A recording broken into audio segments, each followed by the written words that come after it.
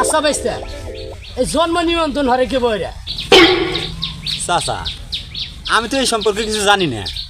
হ্যাঁ দূর বাবু এই শুনলাম ওই যে জন্ম নিয়ন্ত্রণ বলে বোর্ডা বিষয় হইয়া দেয় হ্যাঁ তুমিও না বলে আরেকদিন জন্ম নিয়ন্ত্রণ হয়ে আইছ চাচা আমি বিয়েই হরি নাই, আমি জন্ম নিয়ন্ত্রণ হর মুখে। হের বাবু হ্যাঁ তুমি এত মিশা কথা কাউকা শুনলাম যে ছোট ছোট পোলা পানো যা এই জন্ম নিয়ন্ত্রণ হয়ে আইছি